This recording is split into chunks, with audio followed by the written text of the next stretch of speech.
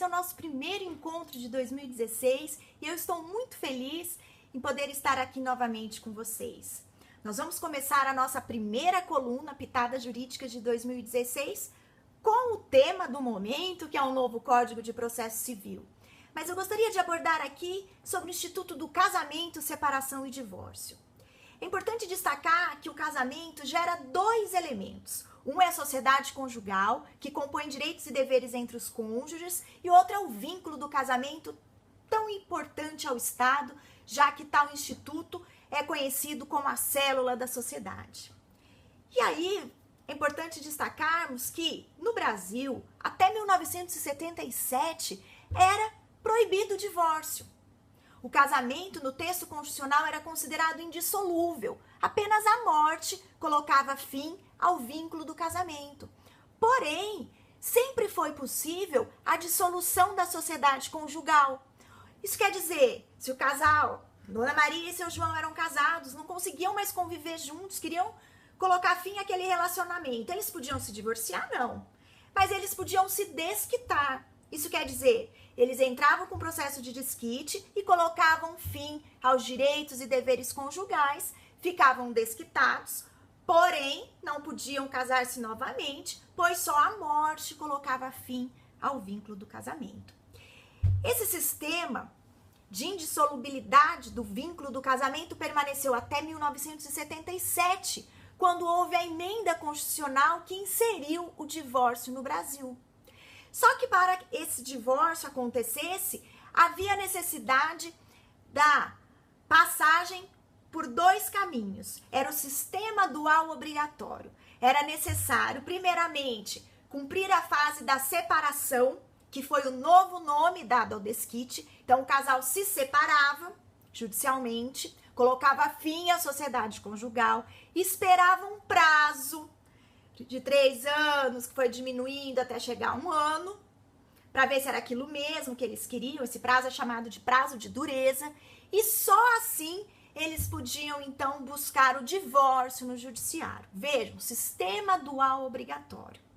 Muito criticado, muito ultrapassado, arcaico, totalmente em desacordo, por exemplo, com o novo texto constitucional de 88. E vejam, esse sistema dual obrigatório permaneceu no Brasil até 13 de julho de 2010, porque nessa data nós tivemos a aprovação da emenda constitucional 66/2010, que foi apresentada por iniciativa do querido deputado Sérgio Barradas. Com essa emenda constitucional, nós tivemos a modificação do artigo 226, parágrafo 6º da Constituição Federal. E o novo texto constitucional retirou qualquer exigência de prévia separação. E o texto legal proporcionou uma divergência de interpretação. Surgiram duas correntes doutrinárias. Uma que entendia que o novo texto tinha extirpado do sistema jurídico brasileiro a separação, e outro que entendia que ele tinha extirpado a separação como pré-requisito para o divórcio, que na verdade o novo texto constitucional tinha inserido o Brasil num sistema dual opcional para o divórcio, transferindo ao casal a decisão de optar se prefere diretamente para o divórcio ou se prefere passar pela separação. Isso tudo de acordo com o princípio da autonomia da vontade das partes e também o princípio da menor interferência do Estado na vida privada do casal. E essa discussão perdurou e, concomitantemente a isso, foi dado início ao projeto do Código de Processo Civil e ali a discussão também foi bastante intensa. Houve inicialmente uma tentativa de se retirar qualquer tipo de procedimento do novo CPC que tratasse da separação e, por outro lado, houve um grande debate democrático, do qual fui testemunha. Pudemos todos escutar grandes juristas, tanto da corrente que defendia o fim da separação, como a que defendia a opção pela separação.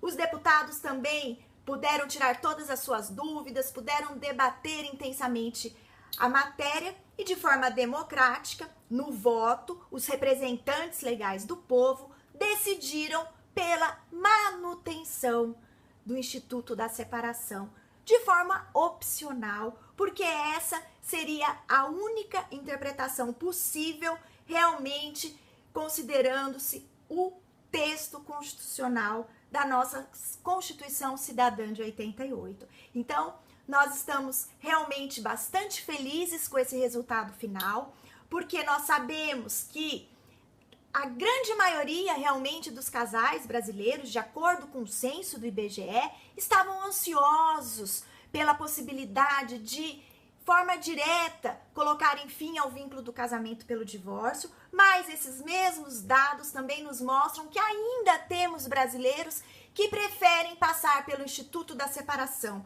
que não querem se divorciar direto. Vale lembrar que aqueles que apenas se separam, que apenas põem fim à sociedade conjugal, podem se arrepender e o casamento ele é restabelecido. Por outro lado, aqueles que se divorciam e caso se arrependam, para restabelecer o casamento, deverão o quê? Deverão tomar todas aquelas medidas burocráticas em relação ao casamento, deverão se casar novamente. Então, entendemos que esse espírito democrático da Constituição Federal finalmente permeou o texto processual e por isso estamos muito ansiosos pela vigência do Código de Processo Civil. Estamos contando os dias em contagem regressiva para o dia 17 de março de 2016. Muito obrigada e no próximo encontro discutiremos outros temas. Obrigada!